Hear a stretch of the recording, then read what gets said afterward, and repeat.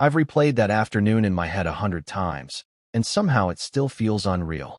Maybe because it started like any other lazy Sunday at my parents' place. Smell of burgers on the grill, the uneven crackle of my dad's old speaker playing 70s rock, cousins chasing each other across the lawn while the aunts fussed over potato salad. If you'd walked into that backyard, you'd have thought you'd stumbled onto the set of a family reunion commercial. Laughter everywhere.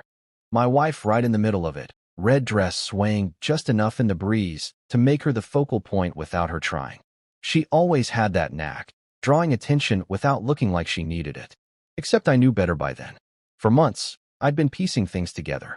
Not in the cinematic, caught red-handed way. No, it was smaller moments. Her phone face down on the counter when I walked in. Sudden weekend, work trips, with colleagues I'd never heard of. Inside jokes she wouldn't explain. I'd catch her smiling at texts she'd delete before I could ask. When I tried to bring it up, she'd tilt her head, narrow her eyes, and say the same thing every time. You'll never prove anything. The first time she said it, I laughed it off. The second time, I felt my stomach drop. By the third, I realized she wasn't even denying anything anymore. She was daring me. So I stopped asking. I started listening instead. A friend in IT at her office owed me a favor. I didn't even need him to dig much. Just one misplaced file on her cloud account, a voice memo. At first I thought it might be work-related. But when I played it, my hands went cold. It wasn't just confirmation. It was her voice, laughing with someone I'd never met, mocking me in a way that felt like it was cutting bone. Details about me, our marriage, my habits. Things only someone you've led all the way and could weaponize. I didn't tell anyone. I didn't even confront her. I just kept that audio safe. Like a chess piece you hold back until the right move. And strangely, life kept going. We still showed up to family events. Still smiled in photos. Still had those shallow conversations about grocery lists and home repairs. She probably thought I'd swallowed the lie and moved on. Then came the barbecue invite from my parents. She insisted we go. Said it would be good for appearances, which told me more than she realized. I agreed instantly. I already knew what I was going to do. That morning, I loaded the file onto a small Bluetooth speaker I could control from my phone. Nothing flashy, just enough to carry over the laughter and clinking glasses. I slipped it under the buffet table, hidden between the cooler and a stack of paper plates. We arrived together, all smiles. She floated from group to group, telling stories I'd heard her polish for years. My cousins adored her. My parents, well, they still thought she hung the moon. Around 4 p.m., when the sun was warm but starting to soften, my dad called for everyone to gather near the grill for one of his long-winded toasts. She was standing right beside him, hand on his arm, smiling like she'd just been crowned queen of something. The whole family was facing the same way, glasses raised. That's when I tapped play. At first, the voice was faint. People glanced around, confused, thinking it was some stray music from the speaker. Then her laugh cut through, sharp, unmistakable, followed by her voice, crystal clear. He's so clueless, it's almost cute. I could tell him I'm at yoga and he'd believe me, no matter where I really was. The words rolled out into the open air. Someone let out a half-laugh before realizing it wasn't a joke. My mom's eyebrows knitted. My younger cousin's mouth fell open. And my wife, she froze. One hand still on my dad's arm, but her eyes darting toward me like she'd just seen a shadow move in a locked room. She recovered quicker than I expected, at least on the surface. Smiled like it was nothing, waved her hand as if dismissing background noise. But I could see it. That tiny tremor at the corner of her mouth. The way her shoulders tightened. How her pupils darted just enough to betray the calculation happening behind her eyes. She knew exactly which file that was. The rest of the audio played on, every sentence a little sharper than the last. Her voice again, low and mocking. He thinks I married him because I fell in love. Please. I saw potential. I saw stability. I saw someone who'd never question where I was, because he's too busy trying to be the good guy. No one moved. The sizzle from the grill suddenly sounded too loud. My dad's toast was forgotten mid-sentence. She stepped forward, trying to speak over it. This is... Another laugh cut her off. Hers again. Followed by a man's voice this time. Not anyone in my family. Not a coworker they knew. Just low enough that the words made people lean in, straining to hear. You think he'll ever catch on? Her reply. Catch on to what? More laughter. He'll never prove anything.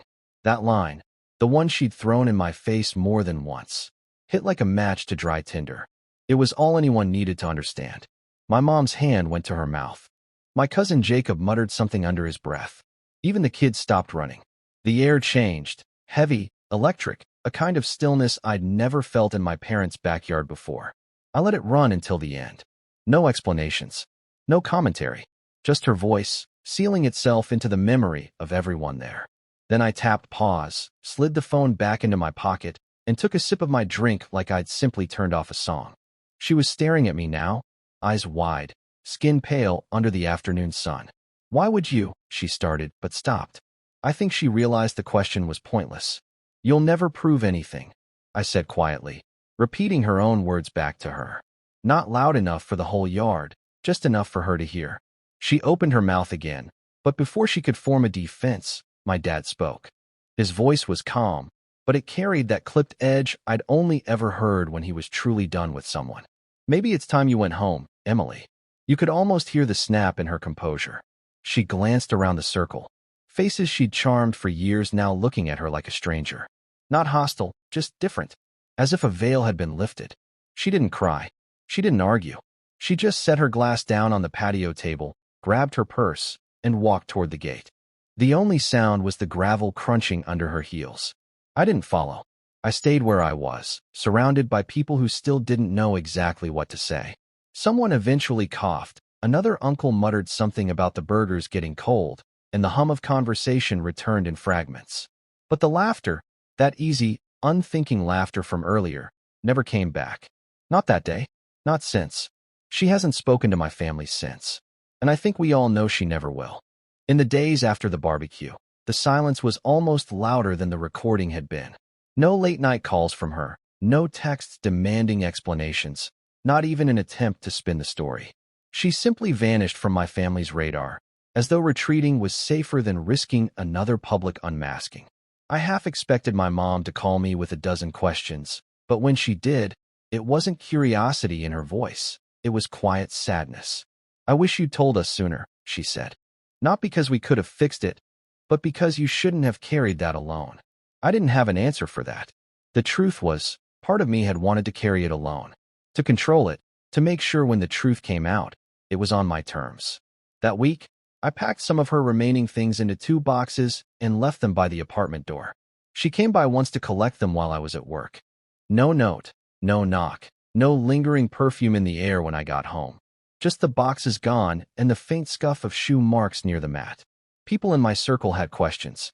My closest friends knew enough of the backstory that they didn't press. But acquaintances, the ones who'd seen our wedding photos online or the curated vacations, were curious in that awkward, half-smiling way. I gave them all the same answer. It didn't work out. And that was true, in the barest sense. What I didn't tell them was how much I'd replayed her voice in my head since. Not the mocking parts. Those burned away quickly, like ash. It was the tone she'd had when she said, "You'll never prove anything." That strange mix of arrogance and certainty. She hadn't just believed it. She'd built her whole way of moving through the world on it. I used to think love was about trust, about giving someone the best of you without holding back. Now I think it's also about the quiet ways people either guard you or gamble with you when you're not looking. Months later, my cousin Jacob admitted something over a beer. "You know," he said, "I always liked her, but that day, I don't know, man.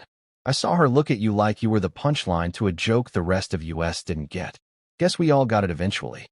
I'm not proud of the fact that I smiled at that. Not out of spite, but because there was a kind of balance in it. The scales finally even. The barbecue has become a quiet landmark in our family calendar now. When the next summer rolled around, my mom still hosted. The grill still smoked. The kids still ran barefoot through the grass. But there was a subtle shift, fewer forced smiles, more genuine ones. No one asked about her. It was as if she'd been a brief, strange season we'd all endured together. I don't keep the audio anymore. Deleted it after the dust settled. I didn't need it as proof or leverage. The point had been made, and not just to her. To me, too. Because in the end, it wasn't about proving she was unfaithful. It was about proving, to myself, that I could stand there, surrounded by the people who mattered most, and finally stop carrying her lie like it was mine. And once that happened, the laughter that mattered came back. Not hers, ours.